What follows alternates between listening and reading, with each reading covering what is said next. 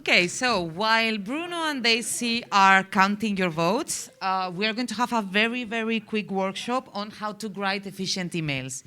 So this may seem very, very easy, but it's not the case, actually. And we think that you can benefit, actually, from some tips from our side. These are going to be helpful for your professional career, also in the future. Some of you write very good emails because you have already a few years of work experience behind you, but some of you are still quite young, you have not worked yet in a professional environment. So that's why we thought that it would be good to speak about this today. How? Is this not working? Okay. Nothing is working today, sorry guys. So, why it's important to write a good email? We were talking the other day about the need to prepare good advocacy message. You can think of your email as an advocacy message as well. So you are going to be writing thousands of emails during your professional and personal life as well. The sooner you learn to write good emails, the better.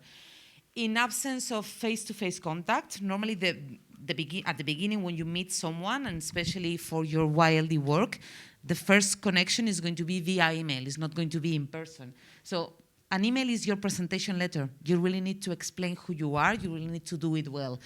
And a good email maximizes chances of getting what you want or what you need. If you just send a crappy email, it's not going to work. Let's start with the email address and name. I have seen a few YLD emails like super cool, blah, blah, 29. It's okay for your friends, but it doesn't look very good when you are writing in a professional environment where you are writing for a company to get a sponsor. So really think about, if you do not have a professional, let's say, account, think about creating one. You do not only need to pay attention to actually the email address or the username, but to the name that you put to that.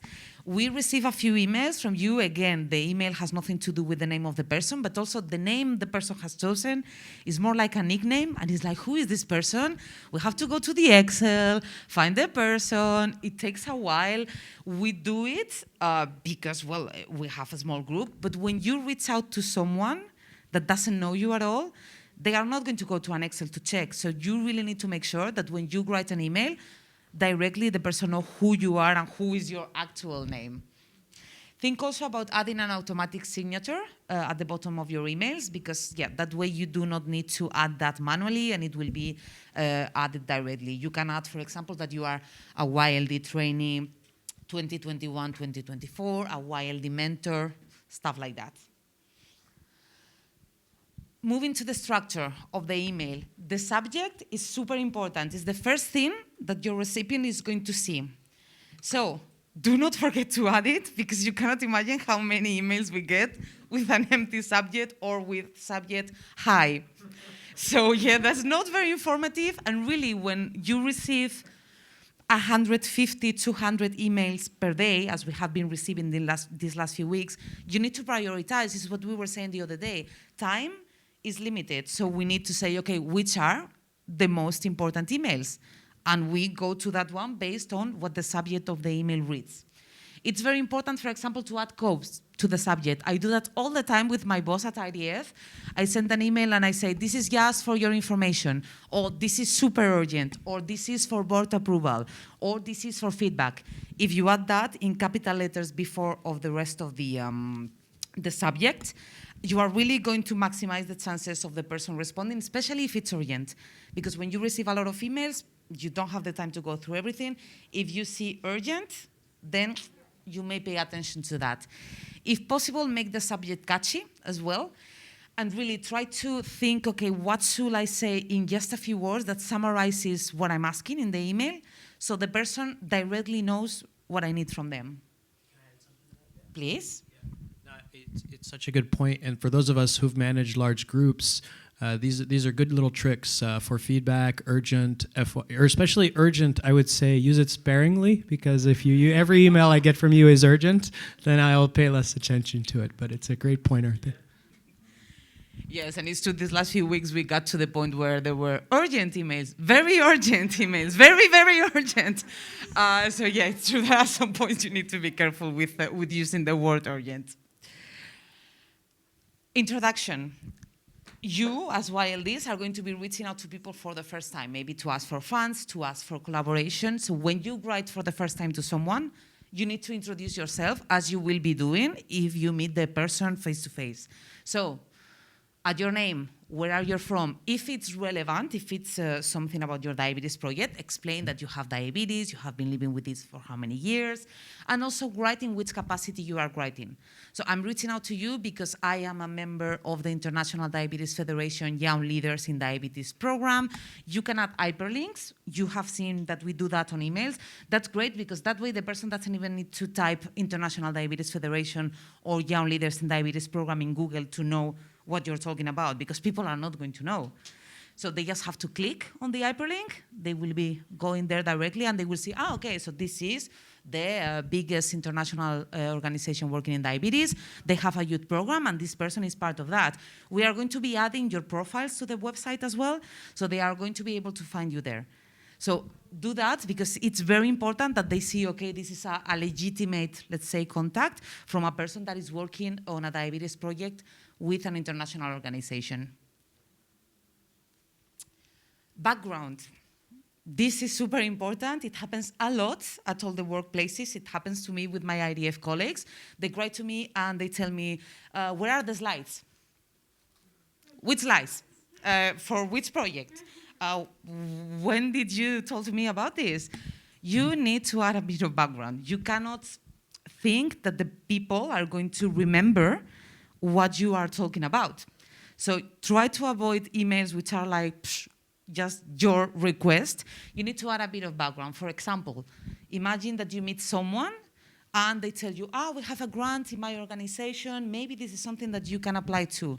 And you write an email to them the following month just to follow up, and you say, hey, we met last month, you told me about this, I am following up on that opportunity that you were explaining to me, I would like to know more, whatever. But you need to mention that because that person may have met 50 people and may have told that piece of information to 15 of them. So probably the person is not going to remind that just by reading your email. Clear request, the same as for your advocacy message. So you need to explain very, very clearly what you want from the recipient. Is the email just for their information? Do they need to act? Do they need to do something? If you are not clear, it can be the start of a very long chain of emails like, okay, what do you mean by this email? What do you need from me? And then you explain it again. It has happened to us a lot of times that someone sends an email, I received this from the Congress team. That's the end of the email. And he's like, okay, but what is your question actually? What do you want me to do with that? So please just advance this type of questions because it's going to save you a lot of time responding to more emails and going back and forth on that. And finally, the deadline, again, super important, the same as for your advocacy messages. It's not relevant all the time because maybe you are just sending an email for the information of the recipient, but if you are asking for something, you need to say by when you need it. If you do not do it, the email, the task is just going to go to the bottom of the person's task list, of the priorities, and they are not going to pay attention to that until they have actually finished with all the rest of the deadlines. So always set a deadline. That's also something that we always do on the YLD program. For example, you may have seen that we were telling to you, you need to send us the travel insurance by this date. It's not really because we need it by that date. It's because if we do not say that date, you are not going to send it. So really, for us, we need to put a deadline so people respond to our request. You need to do the same. A few tips, finally, and we want you to rehearse this when you go back home and you start writing emails. Try to provide a solution already when you are writing an email and anticipating requests. So you can think what the recipient needs from you or what you need from the recipient. And I'm going to give an example to you here. It happened, I think, last year when you were nominated by your IDF members, that one board member contacted us asking, have you received a candidate from, I can't remember which country. Okay, so we had an intern at a time, and she responded, no. Okay, so then the other person said, okay, but from which countries you have received candidates? And we had to go back. Okay, and it was really like a chain of 10 emails when the actual solution would have been if the person asked, have you received any candidates from this country? It's like not, but the IDF member contacted us and they suggested a person that was actually over the age limit. And we gave them the opportunity to nominate someone else, but they decided that they were not going to do it. So what was explained in 10 emails could have been explained on the first one if you think actually why people are writing to you. When someone asks you a question, they do not want a yes or no. They want an explanation which goes a bit farther. Normally, there may be exceptions, but normally people want to know a bit more. So always remember this background. Follow up on your emails. You're going to be reaching out to people asking for money for your projects. They are probably not going to respond to you the first time. So you need to remember to follow up with them. We always set up reminders. We have an advocacy team calendar, and we just put, okay, we send this reminder on Friday.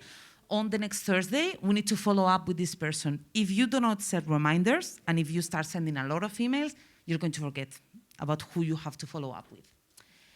Always follow up from previous emails. So if someone writes to you, you respond by responding to that email.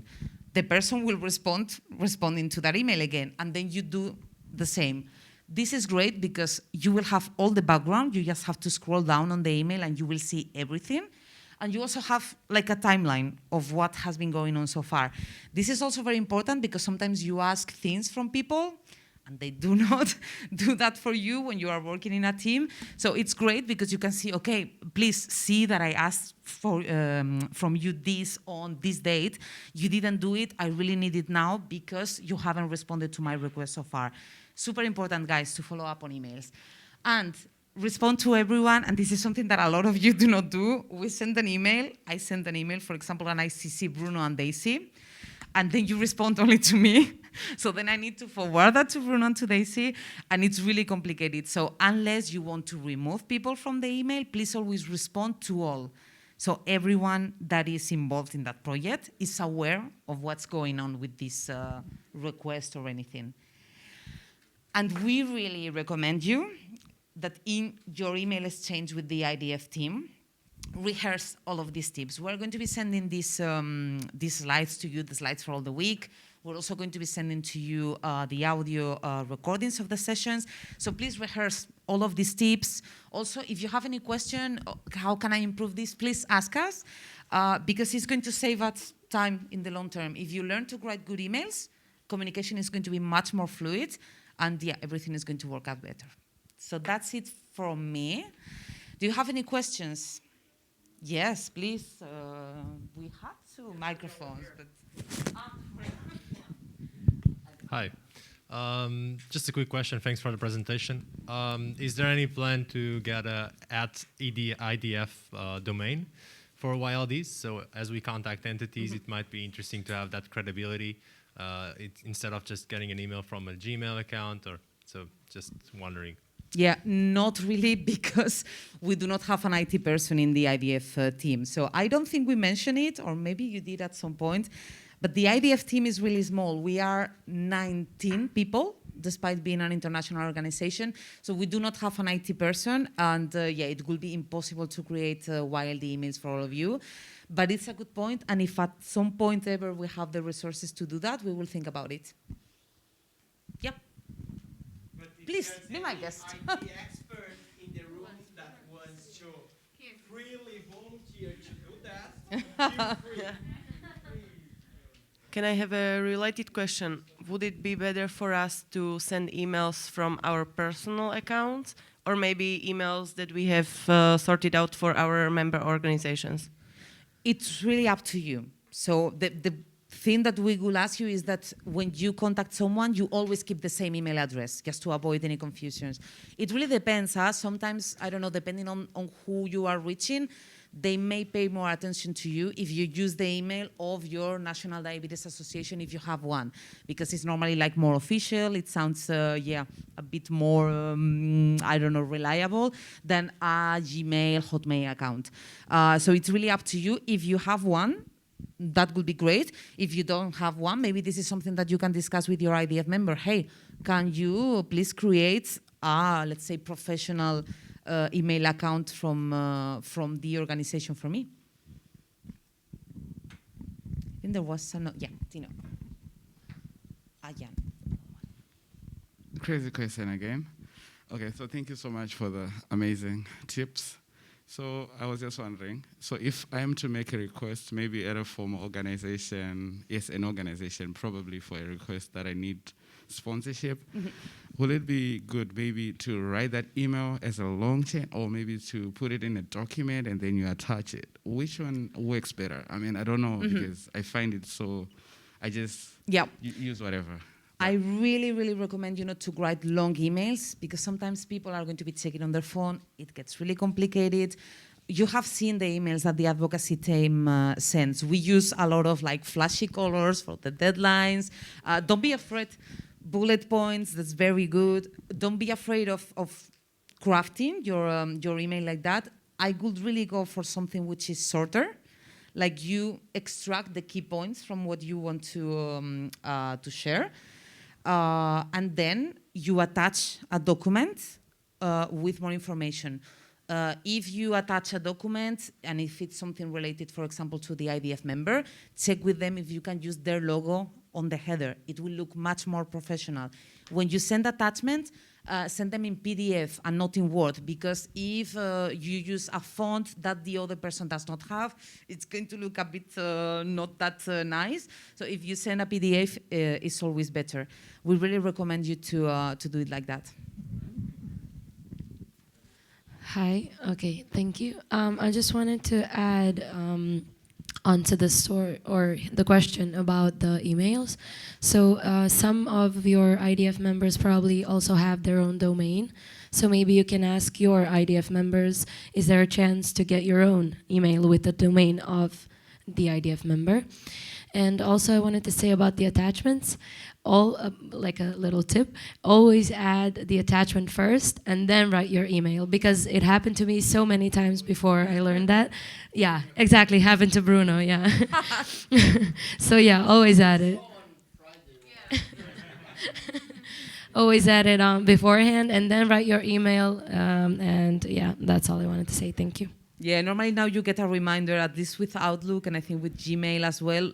If you write, please find attached this document, and there is no attachment, you get like a pop-up window saying, maybe you forgot an attachment. And yeah, it has happened to me a lot of times also. Yeah. No, I really think, I know we're doing this on the last day and we're doing it a bit of rush, but this is a really important session. And I know email to some of you is not something, can you hear? Yeah, I know email to some of you is maybe not something you use frequently. Maybe that's the case. I don't know. For each of you, I've heard from some of you. But it remains the most professional way to reach out.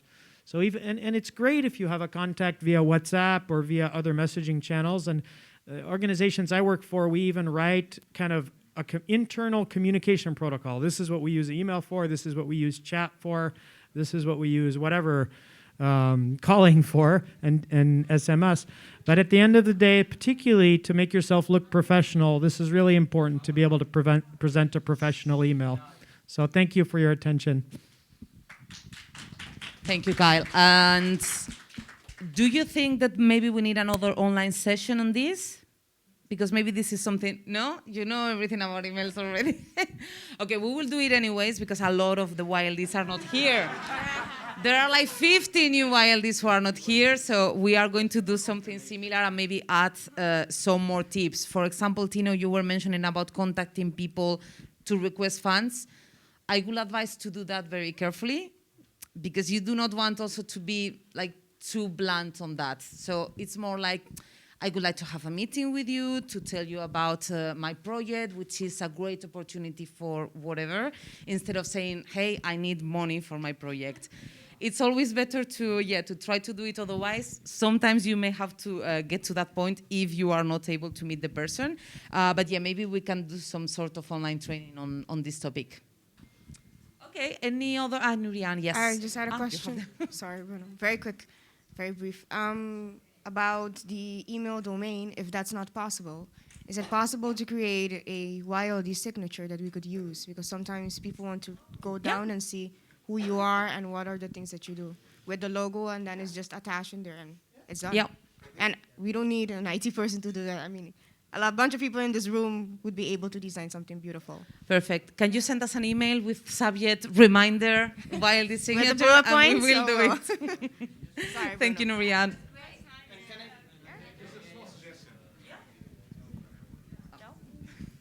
Okay, thank you, Nuria. Just, I will follow up with your suggestion of creating the IDF domain. I will do, definitely at the board level. But another thing to go around is to create a Gmail account, for instance, with the same structure, meaning before it would be yld.yourname at gmail.com. So it's a twisted way Sorry, I didn't understand. to create the same structure of each one's emails using Gmail, for instance. Okay, like You can say, just to get the same structure, meaning the name, the first name, dot yld@gmail.com. It's a twisted way of getting a common email to all of us, but I will follow the IDF domain at the board level. We need to maybe check that with someone who is an expert in communications, because also the thing is you need to continue sending emails after you are not a YLD, and it's good also that you establish the email but by which people are going to know you about. So if you start during 2 years to write an email from the YLD account and then suddenly you start writing from another email, it can be a bit complicated. So we need to discuss that, but the YLD signature is actually a very good idea, and that's something that we should be able to do quite easily. And we're gonna talk about a bit more about that, like through online sessions. But when it comes to asking for money, never, ever, ever send like the first interaction that you establish. You send your idea, your presentation. You always push for like a meeting. Honestly, like just try to put yourself on the people, the sponsors, they receive tons of those requests. If even they say, oh yeah, send me your like proposal, I'm gonna analyze, honestly, they won't open it. So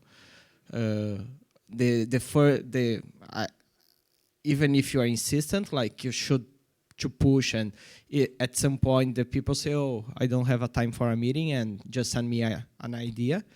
It's up to you, but sometimes I have decided to say, okay, thank you, I appreciate, but that's not the way I work. I prefer not sending my presentation if you have not the time to hear to me. So.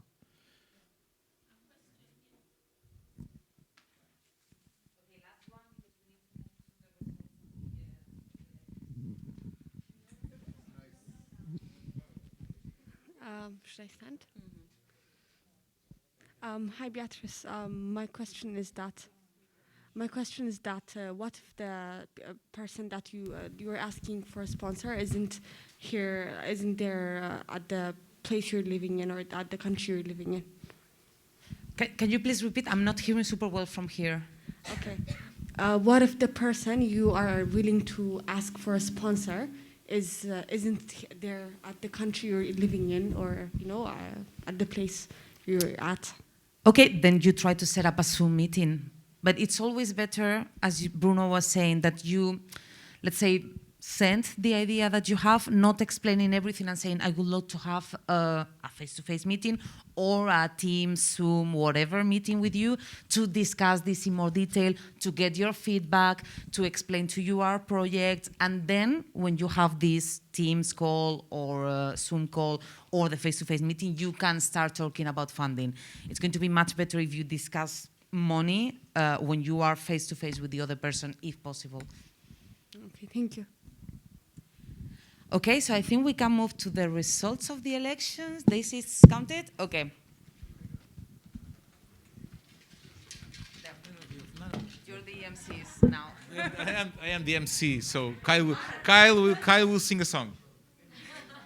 You'll dance? I'll move like an American.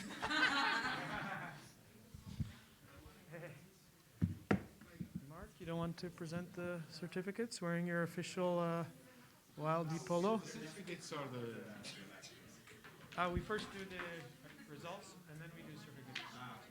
Okay.